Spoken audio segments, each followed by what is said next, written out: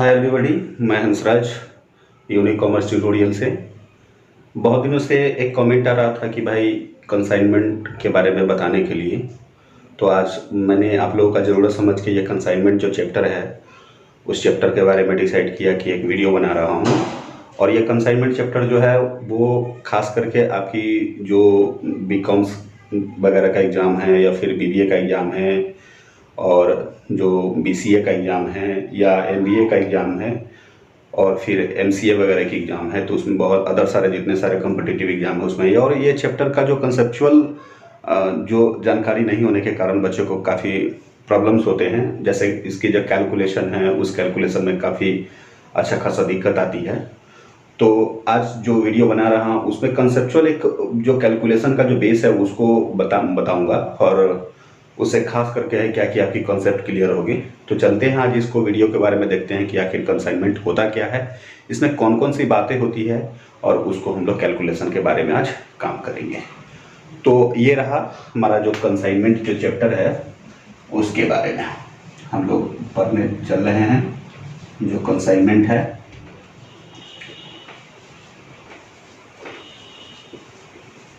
तो ये कंसाइनमेंट का जो है दो पार्ट है, जिसमें एक पार्ट को हम लोग कंसाइनर और दूसरे पार्ट को हम लोग क्या कहते हैं, कंसाइनरी। तो रही बात क्या कि ये कंसाइनमेंट, कंसाइनर और कंसाइनरी क्या होता है। तो ये कंसाइनमेंट जो है वो जब कंसाइनर क्या करता है कि माल को क्या करता है कंसाइनरी के pass on the basis of commission के लिए जो भेजते हैं उस प्रोसेस को हम लोग क्या बोलते हैं, कंसाइनमेंट बोलते हैं। इनफैक्ट आप जानते होंगे कि जो माल की कहीं भी प्रोडक्शन होती है तो उसके एरिया बहुत सारे लिमिट होती है, यानी पार्टिकुलर किसी एरिया में माल की क्या होती है, प्रोडक्शंस होती है।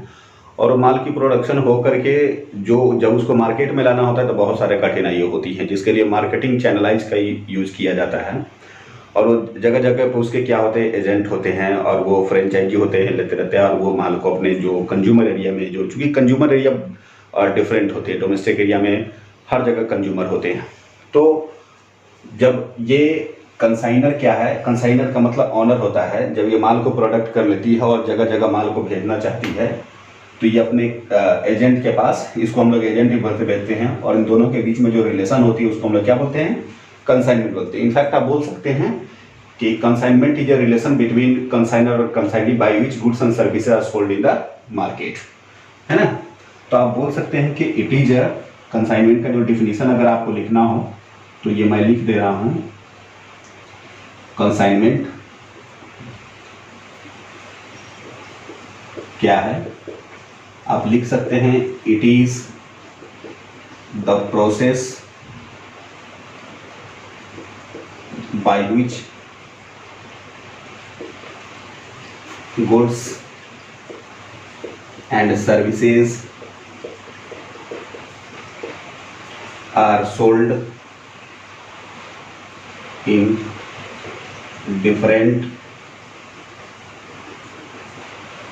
consumer area,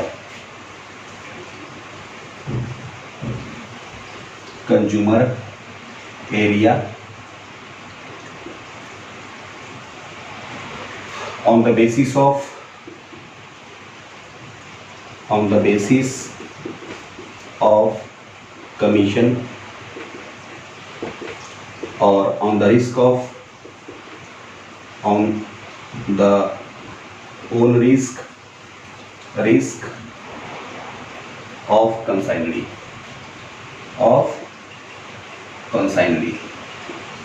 ये आपकी डिफिनीशन है कि एक प्रोसेस होती है जिसके जरिए गुड्स एंड सर्विसेज को डिफरेंट कंज्यूमर एरिया में बेचा जाता है कमीशन के आधार पर। और जो कंसाइनरी की जो रिस्क होती है, अपने रिस्क पर वो माल को क्या करती है, बेचती है।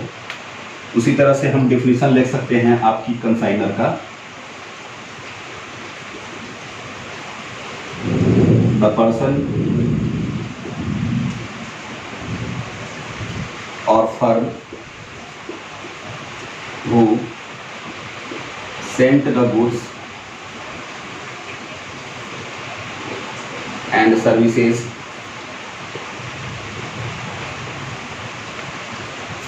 to the agent on the basis of commission. ये आपकी जो डिफिनीशंस हुई वो कंसाइनर का डिफिनीशंस है, और आगे हम लोग चलेंगे कंसाइनरी का जो डिफिनीशन भी अगर आप लेना चाहेंगे तो ये कंसाइनरी की डिफिनीशन है, the person who receive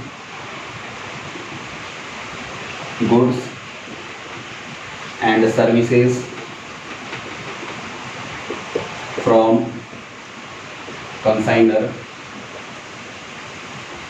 to sell in different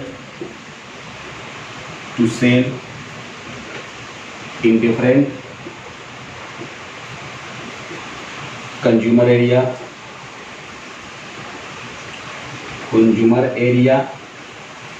on the basis of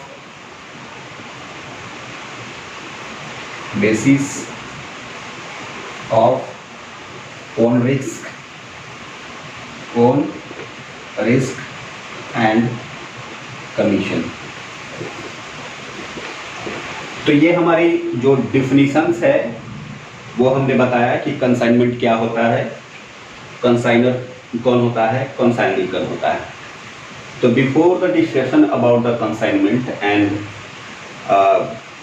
consignor और कंसाइनरी, तो व्हाट इज द कंसाइनमेंट। तो I have already told about that कि whenever goods and services are produced in a domestic any types of particular area, that is not possible to sell these goods and services in the market, and the process by which the goods and services are to be sold in the different marketing area or different consumer area. So this is the way to sell the goods and services in the different area.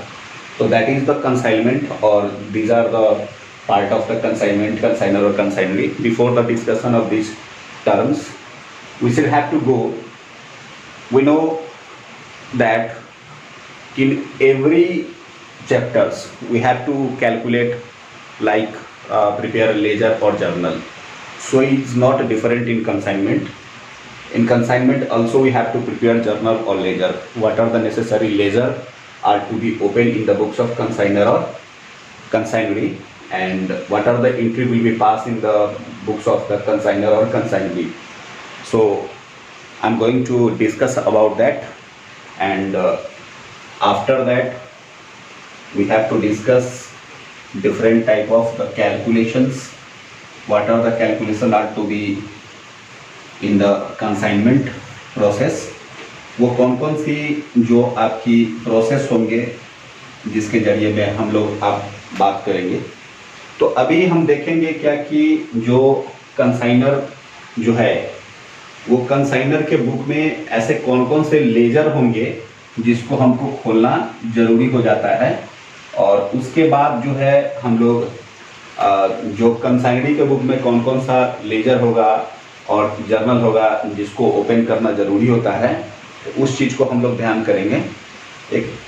एक थोड़ा सा process है जिसमें आप खास करके ध्यान देंगे कि जब आप जो बुक्स ऑफ अकाउंट का रिकॉर्ड जो रखते हैं तो दोनों पार्टी के बुक में, यानी कि कंसाइनर के बुक में भी रखना ज़रूरी होता है और कंसाइनरी के भी बुक में रखना ज़रूरी होता है।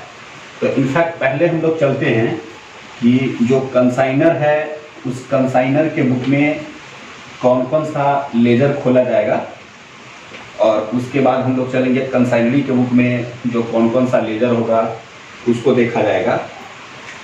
तो सबसे पहले चले हम लोग जो कंसाइनर के बुक में आपको ध्यान देना है कि जो लेजर कौन कौन सा होगा। लेजर हम लोग लेजर चले खोलने,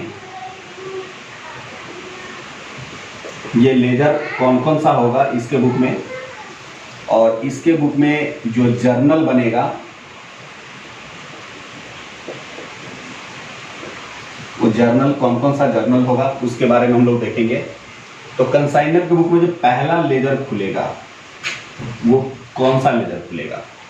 तो सबसे पहले इसके बुक में लेजर खुलेगा कंसाइनमेंट का। किसका खुलेगा? कंसाइनमेंट का। कंसाइनमेंट का पहला लेजर खोलेंगे। सेकेंड लेजर जो होगा वो गुड्स सेंट ऑन कंसाइनमेंट का होगा, इसकी सेकेंड लेजर। थर्ड लेजर जो होगा अनसोल्ड स्टॉक का होगा, जो अनसोल्ड स्टॉक हम लोग बनाएंगे।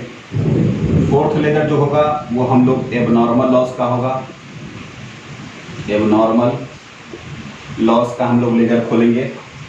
और फिफ्थ लेजर जो होगा वो होगा कंसाइनरी की। कंसाइनरी का अकाउंट खुलेगा। और जो हम लोग जर्नल जो बनाएंगे ये दो प्रोसेस से जर्नल को बनाएंगे इसमें। एक तो डायरेक्ट जर्नल बनाएंगे और एक बाय लेजर। ये दो तरह से हम लोग बनाएंगे कि एक तो हम लोग जर्नल जो डायरेक्ट जो हम लोग पढ़े हैं, जो किस तरह से बाय रूल जो हम लोग बनाते हैं वो है, और एक लेजर से हम जर्नल हम कैसे बनाते हैं उसके बारे में भी बताएंगे इस चैप्टर में। और चलेंगे हम लोग जो कंसाइनरी है उसके बुक में भी लेजर कौन कौन सा खुलेगा।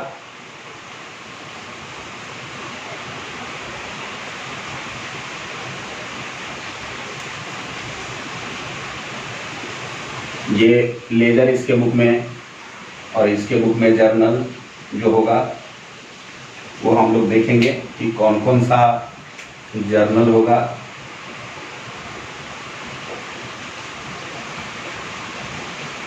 इसको हम लोग देखेंगे, है ना। तो ये जर्नल और लेजर की बात हम लोग करेंगे कि कैसे हम लोग जर्नल और लेजर जो हम लोग बनाएंगे। तो सबसे पहले हम लोग को देखना है कि इसमें जो बातें हम लोग करेंगे लेजर में, इसमें एक ही लेजर खोला जाएगा। जो लेजर जो होगा एक लेजर होगा जिसमें वो लेजर आपको सिर्फ कंसाइनर का खुलेगा। किसका खोलेंगे हम लोग? सिर्फ कंसाइनर का, है ना। सिर्फ कंसाइनर का लेजर खुलेंगे, यानी कि एजेंट जो आपकी एजेंट जो होती है सिर्फ मालिक का खाता यहाँ पे खुलेगा। और जर्नल एंट्री में तो दोनों ही प्रोसेस में वही बातें हैं जो आप बाय लेजर डायरेक्ट हम लोग बनाएंगे,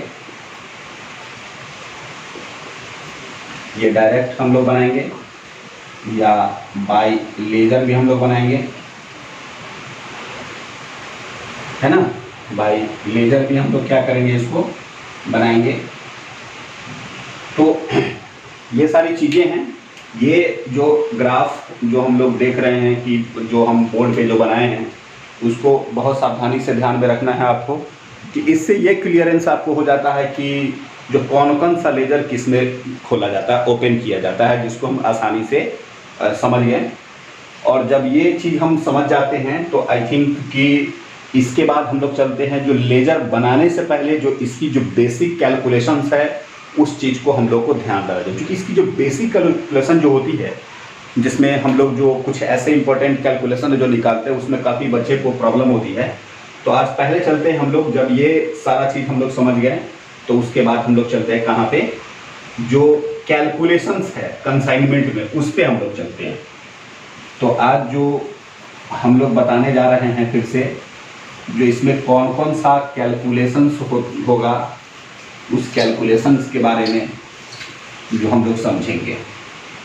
बहुत अच्छे तरह से इसको समझिएगा और मैं कोशिश कर रहा हूँ कि आपको जितना बढ़िया से बढ़िया तरीका हो मैं आपको बताऊँ, ताकि आप कभी एक कंसाइनमेंट को अपने दिमाग से कभी निकाल ना पाए। तो देखिए, जो कंसाइनमेंट जो होता है वो दो तरीके से होता है।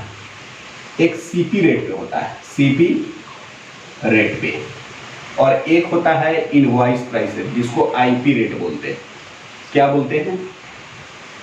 ये सीपी रेट आईपी रेट में क्या अंतर है? इस सीपी रेट जो होता है कि जिस रेट से माल भेजा जाता है, कभी कभी ऐसा होता है कि मालिक जो होता है कि जो मार्केट के हिसाब से जो रेट बढ़ा के उसको भेजता है, तो जब कॉस्ट प्राइस रेट से ज़्यादा रेट पर भेजा जाता है तो उसको आईपी रेट बोलते हैं। तो इनफैक्ट सीपी रेट पर जब माल जाएगा तो क्या क्या कैलकुलेशन होगा, तो कैलकुलेशन इसमें हो सकता है अनसोल्ड स्टॉक का हो सकता है। दूसरा इसका कैलकुलेशन हो सकता है अनसोल्ड स्टॉक के बाद एबनॉर्मल लॉस का हो सकता है, एबनॉर्मल लॉस का हो सकता है, गुड्स इन ट्रांजिट का हो सकता है, गुड्स इन ट्रांजिट का हो सकता है, जो माल कभी कभी रास्ते में ही रह जाती है, नॉर्मल लॉस हो गया, अनसोल्ड स्टॉक हो गया। और इसमें जो खास करके हैं आपकी 3 ही कैलकुलेशन होगी, और बाकी जो आईपी रेट पर होगा माल जो भेजा जाएगा उसमें थोड़ा सा कैलकुलेशन बढ़ जाएगा। एक तो अनसोल्ड स्टॉक होगा और दूसरा जो होगा एबनॉर्मल लॉस होगा, एबनॉर्मल लॉस होगा।